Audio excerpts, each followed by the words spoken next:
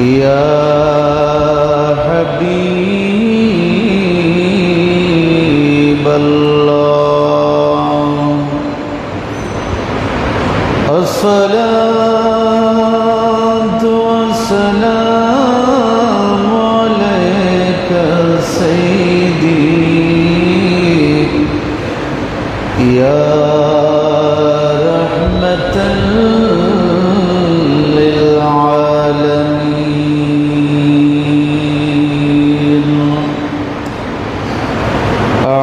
أعوذ بالله من الشيطان الرجيم بسم الله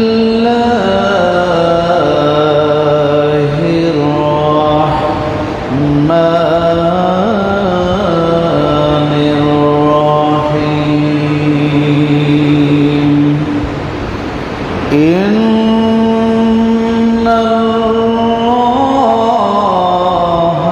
وملائكته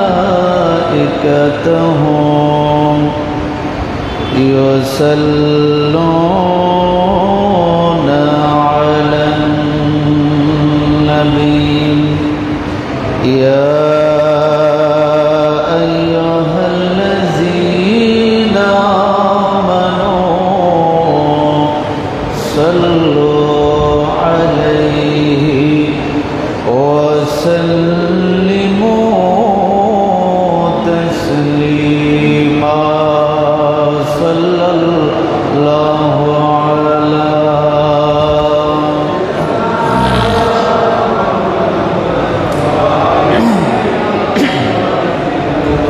سلموا صلى الله على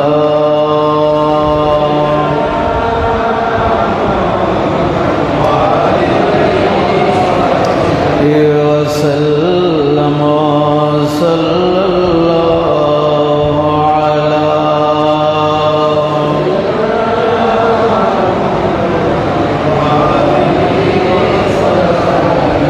وسلم اللهم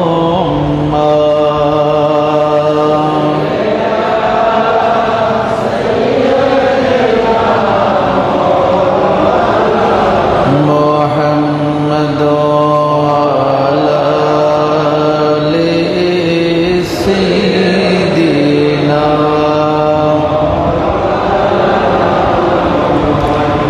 لا ورب العرش जिसको जो मिला उनसे मिला बचती है कौनों में नेमत रसूलुल्लाह की अल्लाहुम्मा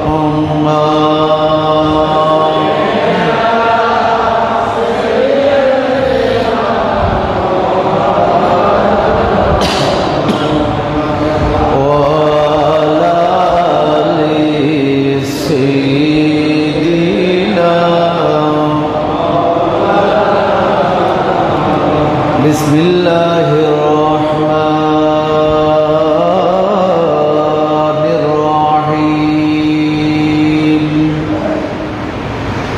वअक़ीमु الصلاة وآتوا الزكاة واركعوا مع الراكعين صدق الله مولانا العظيم وبلغنا رسوله النبي الحبيب الكريم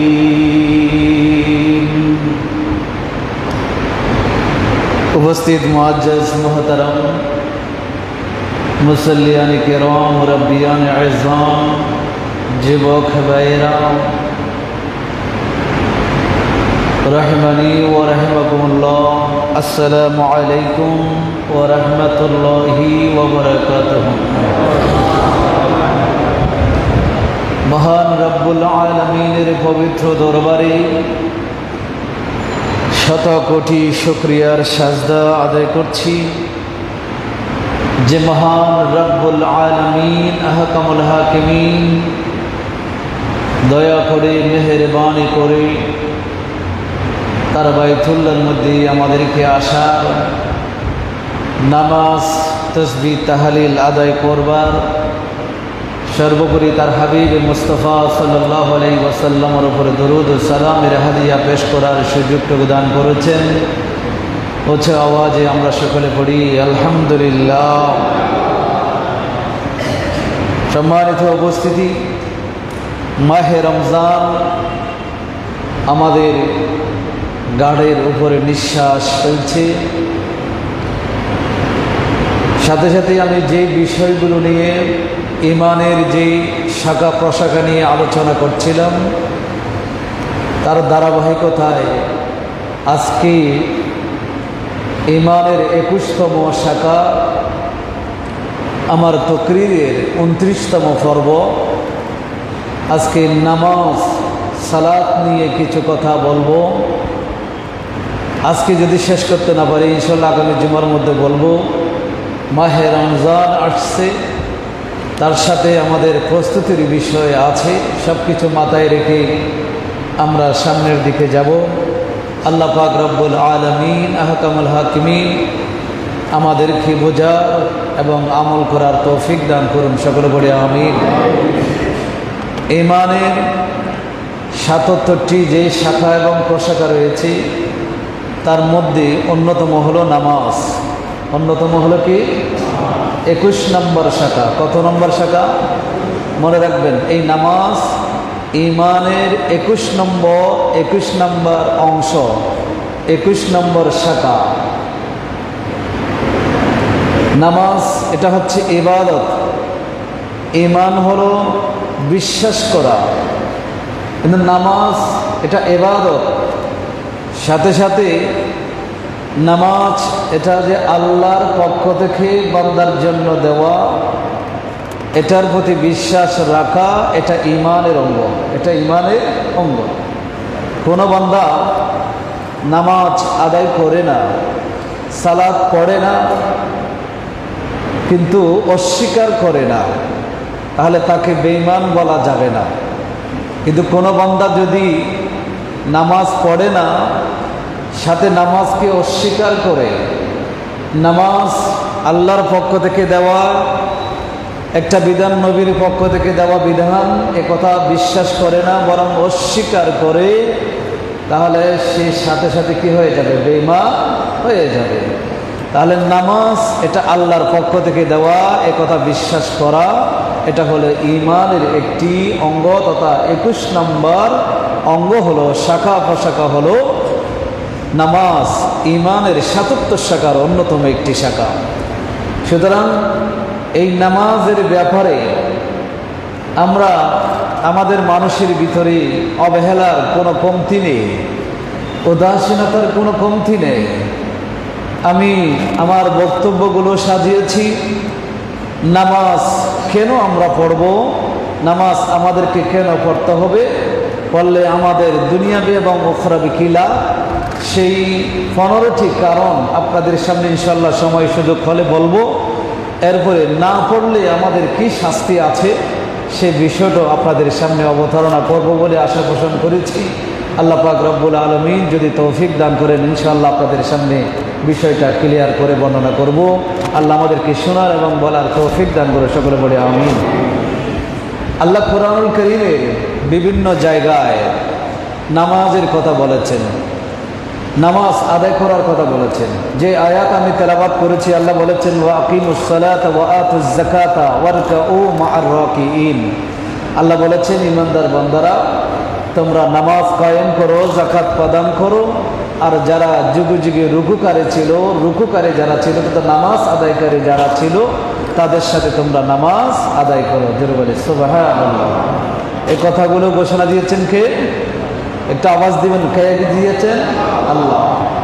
এই নামাজ আদায় করার জন্য, নামাজ কায়েম করার জন্য, নামাজ প্রতিষ্ঠা করার জন্য নিজের জীবনে ব্যক্তিগত জীবনে, পারিবারিক জীবনে, সামাজিক রাষ্ট্রীয় জীবনে প্রত্যেকটা ক্ষেত্রে নামাজ প্রতিষ্ঠা করবার নির্দেশ দিয়েছেন কে? একটা আওয়াজ দিয়ে বলেন, কে দিয়েছেন? সুতরাং আল্লাহ যেখানে নির্দেশ দিয়েছেন সেই নির্দেশ কখনো অমান্য করা যাবে কোনো অবস্থায়, সেটা অমান্য করা যাবে না, অস্বীকার করা যাবে না। যদি কেউ অমান্য করে, অস্বীকার করে, আল্লাহর রহমতের চাদরের নিচ থেকে তার নাম কাটা যাবে। আল্লাহর রহমত যারা পেয়েছেন তাদের লিস্ট থেকে তাদের নাম আল্লাহ কেটে দিবেন। আল্লাহ যেন আমাদেরকে সেই জায়গা থেকে হেফাজত করেন। সকলে পড়ে আমিন। আল্লাহ পাক রব্বুল আলামিন আহকামুল হাকিমিন কোরআনুল কারীমের সূরা নিসা 103 নম্বর আয়াতের মধ্যে আল্লাহ বলেছেন, فَإِذَا قَضَيْتُمُ الصَّلَاةَ فَاذْكُرُوا اللَّهَ قِيَامًا وَقُعُودًا وَعَلَى جُنُوبِكُمْ। নামাজ যখন তোমাদের শেষ হবে তখন তোমরা আল্লাহকে স্মরণ করবা। আল্লাহকে কিয়ামান দাঁড়িয়ে স্মরণ করতে পারো, ওয়া কুউদান বসে বসে আল্লাহকে স্মরণ করতে পারো, ওয়া আলা জুনুবিকুম শুয়ে বিছানায় শুয়ে আল্লাহকে স্মরণ করতে পারো। ফাইযা তামানানতুম ফাআকিমুস সালাত। আবার যখন তোমরা ইতমিনান হয়ে যাও, নিশ্চিত হয়ে যাও, প্রশান্তি যখন তোমাদের চলে আসে, তখন আল্লাহ বলেন ফাআকিমুস সালাত, তোমরা নামাজ কায়েম করো। কারণ ইন্নাস সালাতা কানাত আলাল মুমিনিনা কিতাবান মাওকুতা, কারণ সেই নামাজটা মুমিনদের উপর নির্ধারণ করে দেওয়া হয়েছে। জোরে বলি সুবহানাল্লাহ। এটা মুমিনদের জন্য নির্ধারিত আমল, নির্ধারিত ওয়াজিফা মুমিনদের জন্য। একজন কর্মচারী অফিসে গেলে, একজন কর্মচারী তার কর্মস্থানে যাওয়ার পরে সকাল 10টা থেকে বিকাল 4টা পর্যন্ত তার নির্ধারিত যে কর্ম থাকে সেটা সে যেভাবে দায়িত্বশীলতার সাথে দায়িত্ব মনে করেছে যেভাবে আদায় করে, আল্লাহ তাআলা বলছেন, বান্দা তুমি ঈমানদার হিসেবে, আমার বান্দা হিসেবে আমি তোমার উপরে এই 5 ওয়াক্ত নামাজ নির্ধারণ করে দিয়েছি ওয়াক্তের সাথে। সুতরাং এটাকে অ্যাভয়েড করে চলা, এটা থেকে নিজেকে বিরত রাখা, এটা না পড়ে তুমি গড়িমসি করার কোনো সুযোগ তোমার জীবনে। সুতরাং নামাজের গুরুত্ব অপরিসীম। নবী করিম সাল্লাল্লাহু আলাইহি ওয়াসাল্লামের কাছে এক সাহাবী এসে জিজ্ঞাসা করেছিলেন, ইয়া রাসূলুল্লাহ আইয়ুল আমালি আফজাল, কোন কাজটি সবচেয়ে উত্তম? নবীজি বলেছিলেন, আস-সালাতু লিওয়াক্তিহা, সময় মতো নামাজ পড়া, এটা হলো সবচাইতে উত্তম। এটা হলো কি সবচাইতে উত্তম? কারণ নবীজি অন্য হাদিসের মধ্যে বলেছেন, কিছু মানুষ আছে, এমন কিছু মানুষ আছে, ওয়াক্ত হলো হওয়ার পরে যাব পড়ব আদায় করব এরকম করে সময় দেরি করে, বিলম্ব করে, তাখির করে। এটা করতে গিয়ে এক সময় দেখা যায় নামাজের ওয়াক্ত বের হয়ে যাওয়ার উপক্রম হলো, সূর্যের ডুবে যাওয়ার উপক্রম হলো, তখন তাড়াহুড়া করে ওযু করে নামাজে দাঁড়িয়ে গেল। মোরগ এবং মুরগি খাবারের প্লেটে যেভাবে টোকর মারে, নাকরাতান কানাকরাতের দিক, যেভাবে মোরগ এবং মুরগি খাবারের থালার মধ্যে যেভাবে টোকর মেরে মেরে খাবার গ্রহণ করে, বলে ওই বান্দা তাড়াহুড়ো সময়ের অভাবের কারণে সে ওই তাড়াহুড়ো করে মোরগের টোকরের মতো টোকর দিয়ে কয়েকটা সিজদা আল্লাহর সামনে আদায় করে। নবীজি বলেন, এই ধরনের নামাজ যারা আদায় করবে সেই নামাজ আল্লাহর দরবারে কি হবে না? কবুল হবে না। এই জন্য সময় যখন হয়েছে, সময় নির্ধারিত করে দেওয়া হয়েছে, নির্ধারিত সময়ে আমাদের কি করতে হবে? নামাজ আদায় করতে হবে। তাড়াহুড়ো করা চলবে।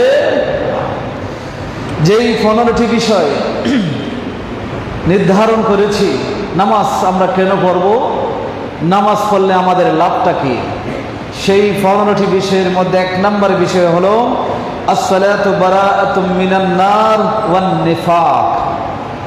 যারা নামাজ পড়ে তারা জাহান্নাম থেকে মুক্তি পায়, সাথে সাথে তারা মুনাফিকি থেকে মুক্তি পায়। যারা বলে না সুবহানাল্লাহ। এই জন্য জাহান্নামের শাস্তি থেকে যদি আমাদের মুক্তি দরকার হয়, নাজাত প্রয়োজন যদি হয়, তাহলে আমাদের কি করতে হবে? বলেন না, কি করতে হবে? নামাজ আদায় করতে হবে। নামাজ আদায় করতে হবে। নামাজ জাহান্নাম থেকে মুক্তি দেয়, সাথে সাথে দুনিয়াতে মুনাফিকি থেকে মুক্তি দেয়। আপনার ভিতরে যে কপটতা, নেফাকত যেটা আছে, দ্বিমুখী আচরণের যে অভ্যাস আছে, সেটা যদি আপনি কারো কাছ থেকে আশাও না করেন, নিজেও যদি কারো সাথে করতে না চান, সেই অভ্যাস আপনার ভিতরে থাকবে না, আপনার সাথে কেউ আচরণ করবে না। এটা যদি চান তাহলে নামাজি আপনাকে হতে হবে। তাহলে কি হতে হবে? নামাজি হতে হবে। কথা বুঝতেছেন আপনারা? একটু ফ্যানের আওয়াজ আছে, পাখাগুলো আওয়াজ করছে, এই জন্য একটু খেয়াল করে বুঝতে হবে। হাদিস পাকের মধ্যে নবী করিম সাল্লাল্লাহু আলাইহি ওয়াসাল্লাম হাদিস পাকে ইরশাদ করেছেন, তিরমিজি শরীফের 241 নম্বর হাদিস, হযরত আনাস ইবনে মালিক রাদিয়াল্লাহু তাআলা আনহু তিনি বলেন, ক্বালা রাসূলুল্লাহ সাল্লাল্লাহু আলাইহি ওয়াসাল্লাম, মান সাল্লা লিল্লাহি 40 ইয়াওমান ফি জামাআতিন ইউদরিকু তাকবীরাতাল উলা কুতিবা লাহু বারাআতান, বারাআতুম মিনান নার ওয়া বারাআতুম মিনান নিফাক, রাওয়াহু তিরমিজি। নবী করিম সাল্লাল্লাহু আলাইহি ওয়াসাল্লাম বলেন, যেই ব্যক্তি 40 দিন 40 ইয়াওমান 40 দিন লাগাতার যেই ব্যক্তি নামাজ পড়বে জামাত সহকারে, ইউদরিকুত তাকবীরাতাল উলা, ইমাম সাহেব যখন আল্লাহু আকবার করে নিয়ত করে সাথে সাথে নিয়ত করতে পারবে, এরকম পরিবেশে ওইরকম অবস্থায় লাগাতার 40 দিন কোন বান্দা যদি লাগাতার জামাত সহকারে নামাজ যদি আদায় করতে পারে, তিরমিজি শরীফের হাদিস, সহিহ হাদিস, নবী করিম সাল্লাল্লাহু আলাইহি ওয়াসাল্লাম বলেন, কুতিবা লাহু বারাআতান, তার জন্য 2 ধরনের মুক্তি, 2 ধরনের নাজাত আল্লাহ তাআলা লিপিবদ্ধ করে দেন। জোরে বলি সুবহানাল্লাহ। এক প্রকার নাজাত হলো বারাআতুম মিনান নার, এক প্রকার নাজাত হলো জাহান্নাম থেকে তাকে মুক্ত করে দেওয়া হয়। জাহান্নামের যেই লিস্টে তার নাম ছিল সেই নামটা কেটে দেওয়া হয়, তাকে চিরকালের জন্য জান্নাতি বানিয়ে দেওয়া হয়। জোরে বলেন সুবহানাল্লাহ। ওয়া বারাআতুম মিনান নিফাক, মুনাফিকি থেকে, কপটতা থেকে আল্লাহ তাআলা তাকে মুক্ত করে দেন। জোরে বলেন সুবহানাল্লাহ। তাহলে 2টি ফায়দা।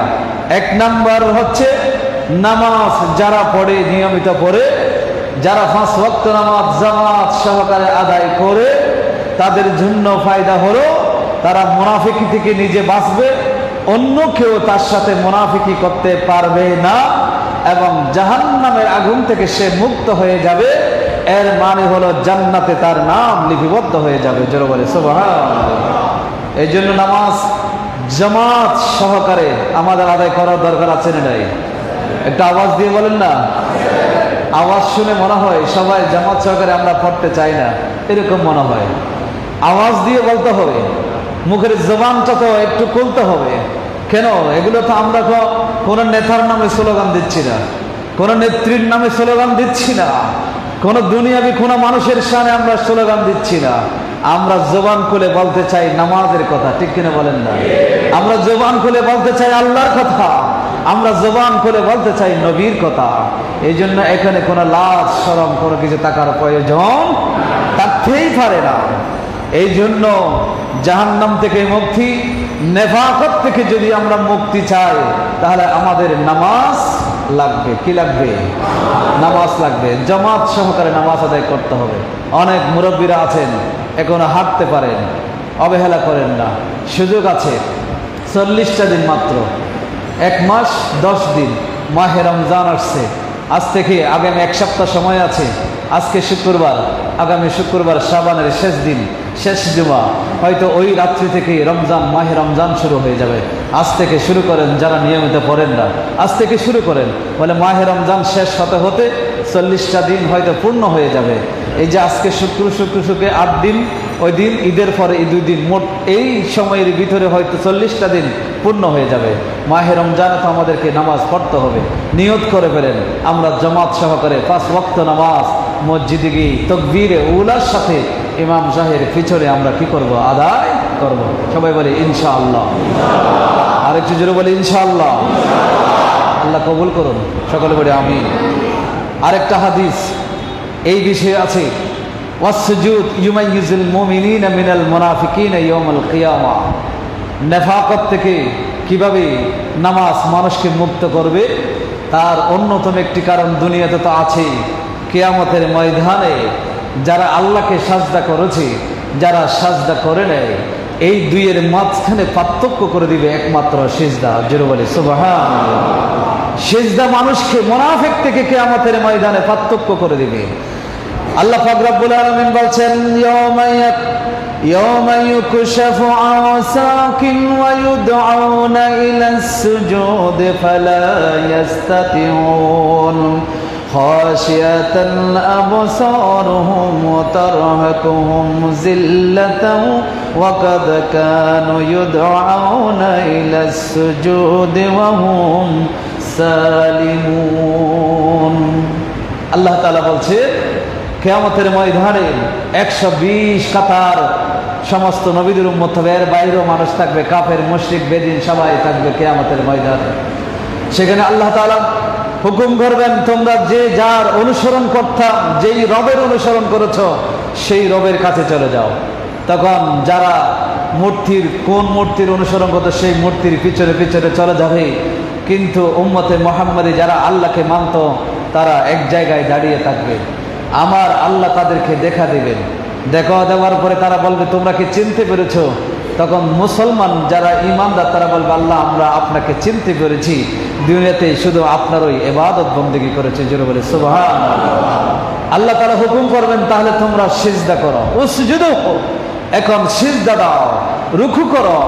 তখন সমস্ত ঈমানদার যারা নামাজ পড়েছে কিয়ামতের ময়দানে রুকুতে ঝুঁকে পড়বেন, সিজদায় চলে যাবেন সাথে সাথে। কিন্তু যারা নামাজ পড়ে নাই, যারা কোমরটা একটু বাঁকা করে নাই, মাথাটা আল্লাহর জন্য নত করে নাই, সেই বান্দাগুলো হাজারো চেষ্টা করবে সিজদা দেওয়ার জন্য, কিন্তু সেই সুযোগ তাদের হবে।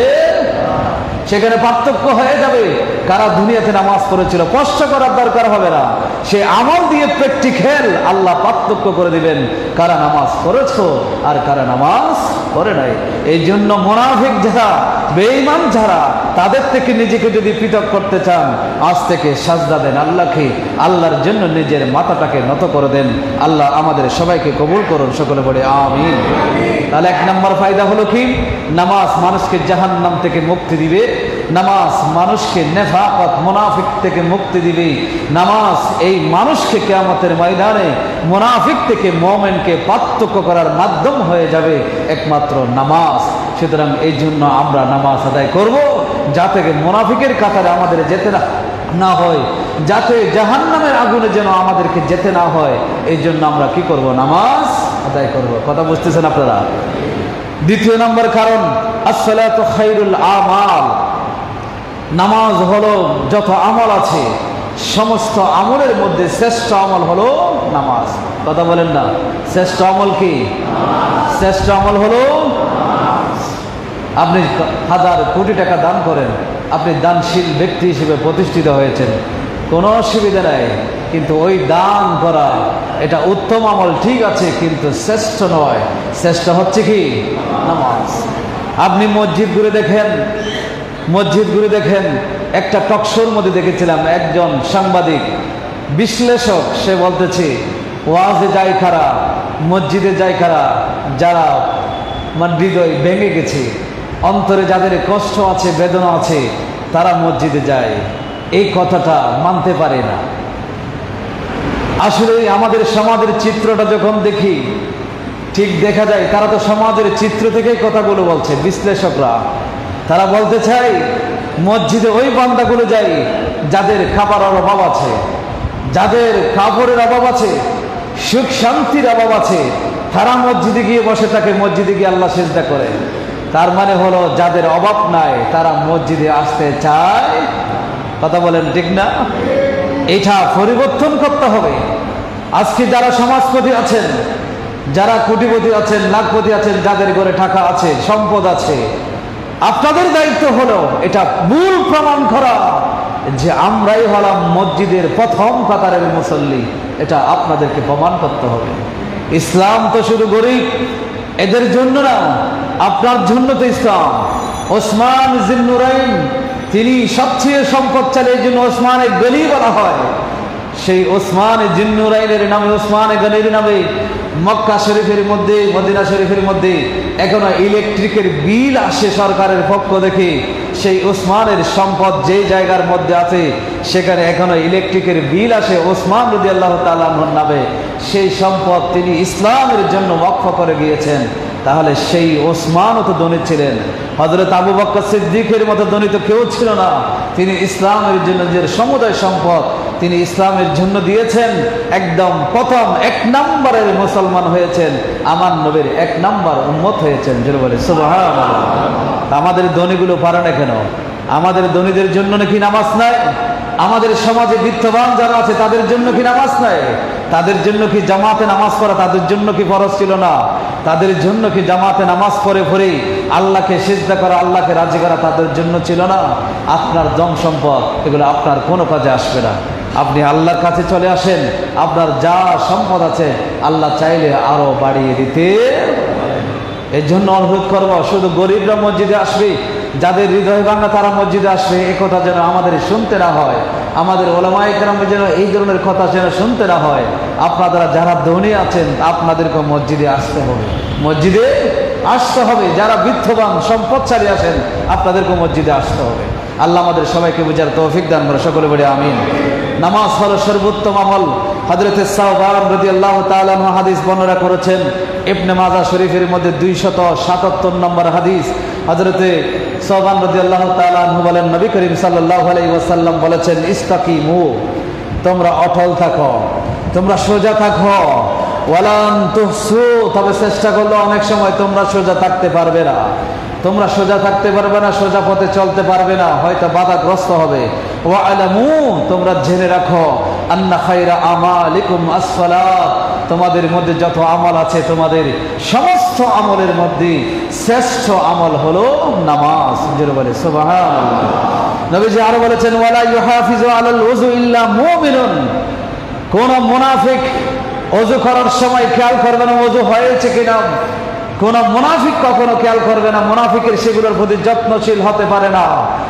একজন মুমিন যদি হয়, সচ্চা যদি ঈমানদার হয়, তাহলে তার ওযু ঠিকভাবে হয়েছে কিনা, নামাজ ঠিকভাবে হচ্ছে কিনা সেগুলোর প্রতি তার সবসময় কি থাকবে, খেয়াল থাকবে। তার সেদিকে খেয়াল থাকবে, আমি ওযু করছি ওযু হলো কিনা, ওযুর মধ্যে কোনো জায়গায় সমস্যা আছে কিনা, আমি পেশাব করেছি, পেশাবের পরে ইস্তিনজা করেছি, সেখানে আমার কোনো সমস্যা আছে কিনা সেগুলোর প্রতি খেয়াল থাকবে, যত্ন থাকবে। একজন ঈমানদারের যদি বেঈমান হয়, তাহলে মুনাফিক হয়, তার কখনো সেগুলোর প্রতি খেয়াল থাকবে। এই জন্য নিজের ঘর পরিষ্কার পরিচ্ছন্ন যখন না থাকে, আমরা পরিবারের আহলিয়ার উপর রাগ করি, ঘরে এতটুকু ময়লা কেন, এতগুলো ময়লা কেন। বাচ্চারা যখন ঘরে ময়লা করে তখন বাচ্চাদের উপর রাগ করি, এত ময়লা কেন, আমি বসতে পারি না, হাঁটতে পারছি না। অথচ এই যে মসজিদ, আল্লাহর ঘর, আমার ঘরের চাইতে এই মসজিদের সৌন্দর্য, আমার ঘরের সৌন্দর্যের চাইতে এই মসজিদের সৌন্দর্য, আমার ঘরের পবিত্রতার চাইতে এই মসজিদের পবিত্রতা যদি ঈমানদার হই, তাহলে আমার কাছে বেশি হওয়া দরকার আছে নাই? কথা বলেন না, দরকার ছিল কিনা? যদি ঈমানদার হই, তাহলে আমার কাছে আমার ঘরের চেয়ে, আমার ঘর চেয়ে মসজিদ আমার কাছে বেশি পবিত্র হওয়া দরকার ছিল। আমার পরিবারের চেয়ে আমার মসজিদের গুরুত্ব আমার কাছে বেশি ছিল। কিন্তু বর্তমান সময়ে দেখা যায় মসজিদের প্রতি আমাদের গুরুত্ব কম, পরিবারের প্রতি, ঘরের প্রতি, আসবাবপত্রের প্রতি, এগুলোর সৌন্দর্যের প্রতি, পবিত্রতার প্রতি, সেগুলোর প্রতি আমাদের আকর্ষণ বেশি। কিন্তু মসজিদে আসলে আমরা যত্র তথ্য আমরা ময়লা করতে আমরা কুণ্ঠাবোধ করি না। যেখানে সেখানে আমরা থুতু ফেলি, যেখানে সেখানে আমরা ময়লা করে ফেলি, যেখানে সেখানে আমরা জুতা রাখি, মসজিদের সৌন্দর্যগুলো কি হয়ে যায়, নষ্ট হয়ে যায়। কিন্তু হাদিস বলছে, রাসূল সাল্লাল্লাহু আলাইহি ওয়াসাল্লাম বলছেন, ওযু পবিত্রতার ব্যাপারে, এই পবিত্রতা সেটা মসজিদের নিজের সব ক্ষেত্রে ঈমানদার যদি হও, তাহলে তুমি সবচেয়ে গুরুত্ব দিবা।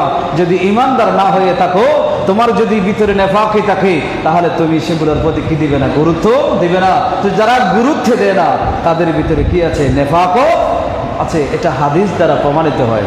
এই জন্য আমি গত জুমায় বলেছিলাম, সেটা আবার রিপিট করছি মাঝখানে এসে, মসজিদের পবিত্রতার প্রতি আপনাদের যত্নশীল হতে হবে। আশেপাশে থুতু ফেলা যাবে না, কপ ফেলা যাবে না।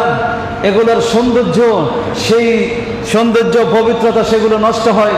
নবী করিম সাল্লাল্লাহু আলাইহি ওয়াসাল্লাম একদিন মেহরাবে আসলেন, আসার পরে দেখলেন ওই যে তখন তো মসজিদে নববী মাটির ছিল, নিচের ইচ্ছা মাটির ছিল, সেই জায়গার মধ্যে কেউ একটা তুতু ফেলেছে, সেই টুটুটা শুকিয়ে গেছে, কিন্তু দেখা যাচ্ছে নবীজি একটা মাটির টুকরা নিয়ে ঘষে ঘষে সেখান থেকে পরিষ্কার করছিলেন এবং বলছিলেন, যারা এই মসজিদের মধ্যে যারা থুতু ফেলে মসজিদকে এভাবে যারা অপরিচ্ছন্ন করে, সেই মানুষগুলোর উপরে কিয়ামত পর্যন্ত আল্লাহর অভিশাপ, সমস্ত মানুষের অভিশাপ এবং ফেরেশতাদের অভিশাপ নাজিল হতে থাকবে। জোরে বলি নাউযুবিল্লাহ।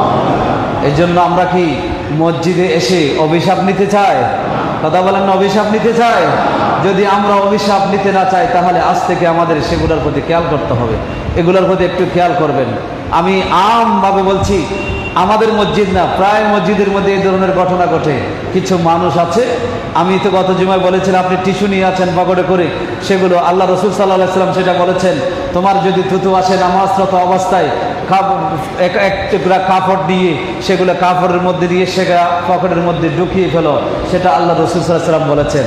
যদি পায়ের নিচে যদি দাফন করার কোনো সুযোগ থাকে, রসুল বলেছেন তোমার পায়ের নিচে দাফন করে দাও, সে কথা বলেছেন।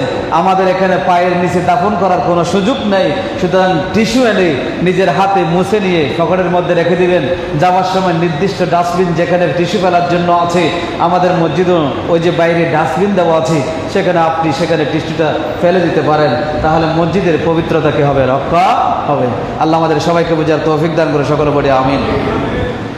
সম্মানিত উপস্থিতি, নবী করিম সাল্লাল্লাহু আলাইহি ওয়াসাল্লাম আরেকটা হাদিসের মধ্যে বলেছেন, আসসালাতু খায়রু মাওদুইন, নামাজ হলো সর্বোচ্চ শ্রেষ্ঠ মর্যাদার কারণ হলো নামাজ। জোরে বলে সুবহানাল্লাহ। সবচেয়ে মর্যাদা পাওয়ার, মর্যাদায় অধিষ্ঠিত হওয়ার কারণ হচ্ছে, জারিয়া হচ্ছে, মাধ্যম হলো কি? নামাজ। জোরে বলে না সুবহানাল্লাহ। যারা আহলে সচ্চা, সত্যিকার অর্থে যারা নামাজি, 5 ওয়াক্ত নামাজ, কারো সাথে বিদ্বেষ নাই, হিংসা নাই, অন্তরে কারো প্রতি দুশমনী নেই, হিংসা বিদ্বেষ বাদ দিয়ে কারো গীবত করে না, এমন মানুষ যারা সত্যিকার অর্থে আল্লাহওয়ালা, যারা 5 ওয়াক্ত নামাজ পড়ে, কিন্তু সেই মানুষটা স্কুলে পড়ে নাই, কোনো মাদ্রাসায় পড়ে নাই, তার কাছে পিএইচডি ডিগ্রি নাই, এরপরও সেই মানুষটা অশিক্ষিত, কিন্তু সে আল্লাহকে ভয় করে নামাজটা ঠিকভাবে আদায় করে, সে এরকম যদি ইমানদার কেউ যদি হতে পারে, তার সাথে মানুষ কথা বলতে কিন্তু ভয় করে, তাকে সম্মান করে। এটা প্র্যাকটিক্যালি আপনি সমাজের মধ্যে দেখতে পাবেন। ওইরকম নামাজি যারা হয়, তাদেরকে আল্লাহ তাআলা সম্মান দান করেন। যেটা বলে সুবহানাল্লাহ। অনেক সময় পিএইচডি ডিগ্রি, ডক্টরেট ডিগ্রি লাভ করার পরে ওই সম্মান পায় না, একজন নামাজিকে আল্লাহ তাআলা যে সম্মান দান করেন। এই জন্য নামাজ হাদিসে পাকের মধ্যে এসেছে, আসসালাতু খায়রু মাওদুইন, নামাজ হলো সর্বোত্তম মর্যাদার একটি মাধ্যম হলো নামাজ। ফামান ইসতাতা আন ইস্তাকসিরা ফালইস্তাকসির, নবী করিম সাল্লাল্লাহু আলাইহি ওয়াসাল্লাম বলেন, তোমরা সেই মর্যাদাকে যারা বেশি করে নিতে চাও, সেই মর্যাদাকে যারা বাড়াতে চাও, সে যেন নামাজের আদায়টাকে যেন বাড়িয়ে দেয়। জোরে বলে সুবহানাল্লাহ। শুধু ফরজ নামাজ নয়, নফল নামাজের সে আদায়টা যেন সে বাড়িয়ে দেয়। যারা তাহাজ্জুদ পড়ে, সেই তাহাজ্জুদ যারা পড়ে, সেই তাহাজ্জুদের কারণে আল্লাহ পাক রব্বুল আলামিন আহকামুল হাকিমিন তাদের অন্তরের মধ্যে স্পেশাল যে প্রশান্তি যাদের অন্তর আছে, যারা তাহাজ্জুদ পড়ে না তারা কখনো জানে, কথা বুঝতেছেন, তারা কখনো জানে। হযরত জুনাইদ বাগদাদী রাহমাতুল্লাহি আলাইহি, তার কাছে একজন শিকারী একটা পাখি শিকার করে তার হাতে উপহার দিয়েছিলেন। জুনাইদ বাগদাদী রাহমাতুল্লাহ আলাইহি এত তেমন খেয়াল করে নাই, সেটাকে একটা পিঞ্জিরার মধ্যে, খাঁচার মধ্যে বন্দি করে রাখা হলো। হযরত জুনাইদ বাগদাদী প্রতিদিন মুরিদদের সাথে যখন বসে খাবার গ্রহণ করতেন, আত্মীয় স্বজন আসতো, এলাকার লোকেরা আসতো, তার সাথে দেখা করতে আসতো, তখন সেই পাখির জবান আল্লাহ তাআলা বলে দিলেন, সেই স্পষ্ট জবানে ভাষায় বলতে যাচ্ছে, ইয়া জুনাইদ বাগদাদী, ও আল্লাহর ওলি, আপনি যেভাবে আপনার আত্মীয় স্বজনের সাথে কথা বলতেছেন, উন্মুক্তভাবে আপনি ঘোরাফেরা করছেন, আমিও আল্লাহর একজন সৃষ্টি, কিন্তু আমাকে আপনি বন্দী করে রেখেছেন, কিন্তু আমারও তো আত্মীয় স্বজন আছে, আমারও পরিবার আছে, কিন্তু আজকে দীর্ঘদিন সময় পর্যন্ত আপনি আমাকে বন্দী করে রাখার কারণে আমার আত্মীয় স্বজনের সাথে আমি দেখা করতে পারি না। এই কথা বলার সাথে সাথে হযরত জুনাইদ বাগদাদী রাহমাতুল্লাহ তাকে মুক্ত করে দিলেন। পাখি উড়ে চলে গেল। ঠিক খাবারের সময় যখন হয়, প্রতিদিন সেই পাখি হযরত জুনাইদ বাগদাদী রাহমাতুল্লাহ দরবারে চলে আসতেন, হযরত জুনাইদ বাগদাদীর সাথে বসে খাবার গ্রহণ করতেন। তো জুনাইদ বাগদাদী জিজ্ঞাসা করলেন, তুমি খাঁচার ভিতরে কিভাবে বন্দী হলা? তখন সেই পাখি বলেছিল, এই জুনাইদ বাগদাদী শুনেন, আমি খাঁচার মধ্যে বন্দী হয়েছি এই কারণে, একদিন আমি হঠাৎ আল্লাহর জিকির থেকে অমনোযোগী হয়েছিলাম। আল্লাহর জিকিরের মধ্যে আমি মশগুল ছিলাম না। আল্লাহর পুরা সৃষ্টি আল্লাহর জিকির করে এক সেকেন্ডের জন্য তার অমনোযোগী হয় না।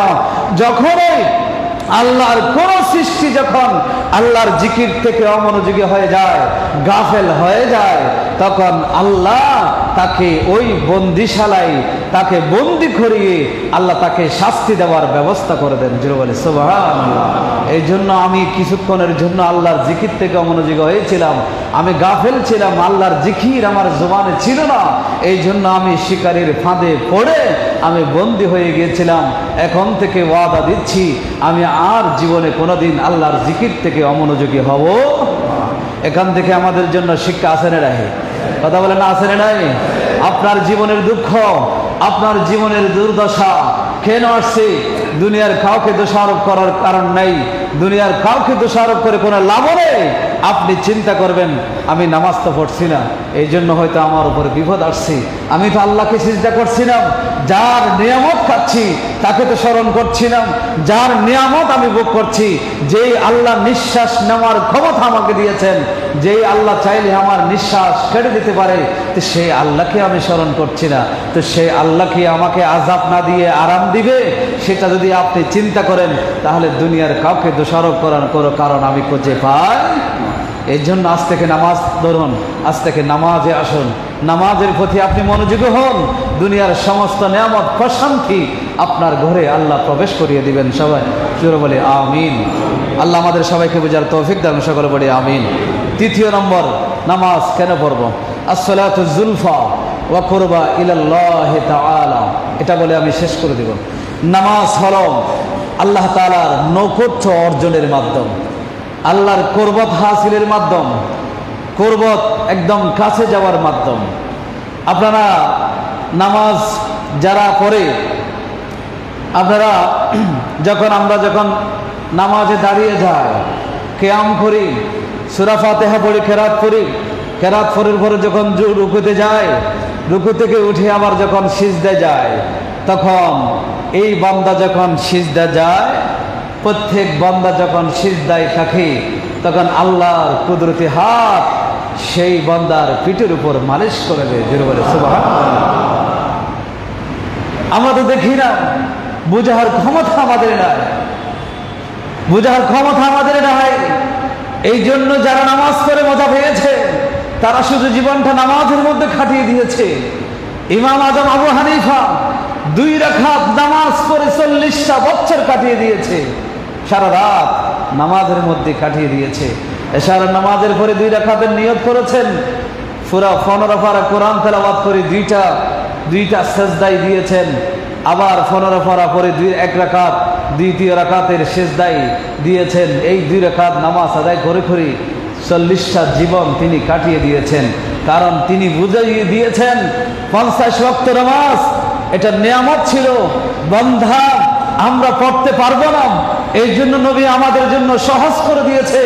আল্লাহ বলেন নাই যে 5 ওয়াক্তের সওয়াব দিব, আল্লাহ বলেছেন আমি 5 ওয়াক্ত পড়লে 50 ওয়াক্তের সওয়াব দিব, কিন্তু বরং 50 ওয়াক্ত হলে বান্দার জন্য ভালো হতো। কারণ 50 ওয়াক্ত হলে প্রত্যেক ওয়াক্তের মধ্যে যখন সিজদায় যায়, তখন আল্লাহর কুদরতি রহমতের হাত বান্দার পিঠের উপর মালিশ হয়ে যায়। জোরে বলে সুবহানাল্লাহ। সেই নিয়ামত থেকে তো আমরা বঞ্চিত হয়ে গেছি। এই জন্য নামাজ, নফল নামাজের ব্যবস্থা করা হয়েছে। ফরজ 5 ওয়াক্ত আছে, কিন্তু এর বাইরে নফলের ব্যবস্থা করে দেওয়া হয়েছে। আপনি চাইলে সারা রাত নফল পড়তে পারেন, বেশি বেশি আল্লাহকে সিজদা করতে পারেন।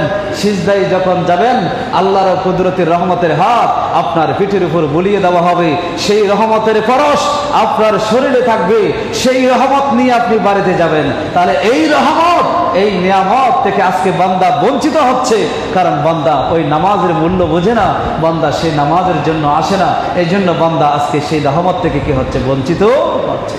আপনি বোঝান, পরিবারকে বোঝান, আপনার সন্তানগুলোকে বোঝান, আপনার আত্মীয় স্বজনকে বোঝান, নামাজে যাও, সিজদায় পড়ে থাকো, আল্লাহর রহমত তোমার উপর চলে আসবে, আল্লাহর রহমত তোমার উপর চলে আসবে। এই জন্য হাদিসে পাকের মধ্যে এসেছে, নামাজ হলো আল্লাহর নৈকট্য অর্জনের মাধ্যম।